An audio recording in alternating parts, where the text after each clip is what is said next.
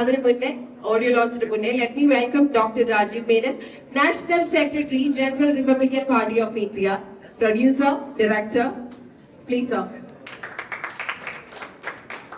Good evening, ladies and gentlemen, brothers and sisters. Today I am very happy to attend the audio launch function organized by my dear friend Mr. Sunil.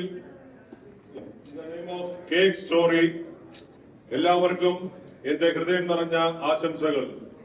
ഞാൻ സുനിലും കഴിഞ്ഞ 25 വർഷമായി വളരെ നല്ല കൂട്ടുകാരാണ്. സുനിലിന്റെ ഓരോ പടങ്ങൾ shoot ചെയ്യുമ്പോഴും അതിന്റെ കഥകളും കാര്യങ്ങളും, അതേപോലെ ഈ കേക്ക് സ്റ്റോറിയുടെ ആദ്യം മുതൽ ഇന്ന് വരെയുള്ള എല്ലാ സംഭവങ്ങളും എനിക്ക് ഷെയർ ചെയ്തിട്ടുണ്ട് സുനില്. കാരണം കേക്ക് എന്നത് ജാതിയോ മതമോ അല്ലെങ്കിൽ അതിന് ഫ്രണ്ട്സോ എനിമീസോ ആരുമില്ല. എല്ലാവരും ഒറ്റ രുചി മാത്രമേ ഉള്ളൂ ആ കേക്കിന്. അതേപോലെ നാം എല്ലാവരും ഒത്തൊരുമിച്ചിരുന്ന് ഇന്നത്തെ സമൂഹത്തിലെ വിഷം തുപ്പുന്ന സിനിമകൾക്കെതിരെ നല്ല കുടുംബ പശ്ചാത്തലത്തിൽ ഒരു കുടുംബം, ഭാര്യ, ഭർത്താവ്, മകൾ 3 പേരും ഒരു സിനിമയ്ക്ക് വേണ്ടി സ്വന്തം ജീവനും സ്വന്തം സമ്പത്തും ത്യാഗം ചെയ്ത് ഇതേപോലെ കേക്ക് സ്റ്റോറി പോലെയുള്ള നല്ല നല്ല സിനിമകൾ വീണ്ടും മലയാളത്തിൽ ഉണ്ടായി.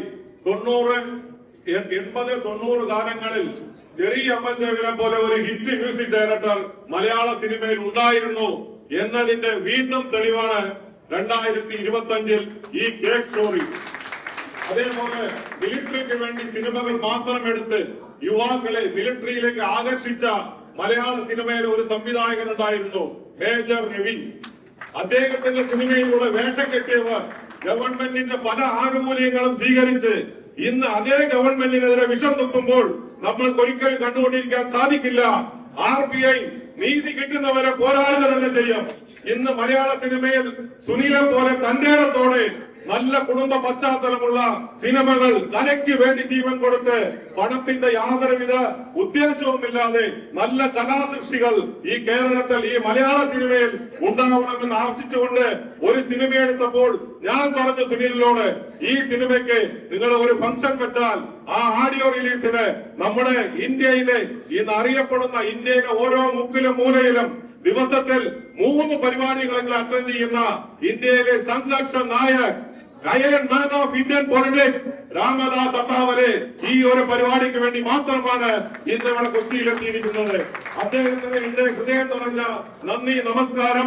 അതേപോലെ ഇതേപോലെയുള്ള ചെറു സിനിമകൾക്ക് തീർച്ചയായും ഒരു നല്ല കാലം മലയാള സിനിമയിൽ ഉണ്ടായി. മലയാള സിനിമയുടെ നല്ല കാലം ആരംഭിക്കട്ടെ. അതോടെ മലയാള സിനിമയിൽ വേദയെ പോലെയുള്ള പുതുമുഖങ്ങൾ നിറഞ്ഞാടട്ടെ എന്ന് പറഞ്ഞുകൊണ്ട് എന്റെ വാക്കുകൾ ചുരുക്കുന്നു. നന്ദി, നമസ്കാരം. ജയ് ഭീം, ജയ് ഭാരത്, ജയ് അത്താവലെ.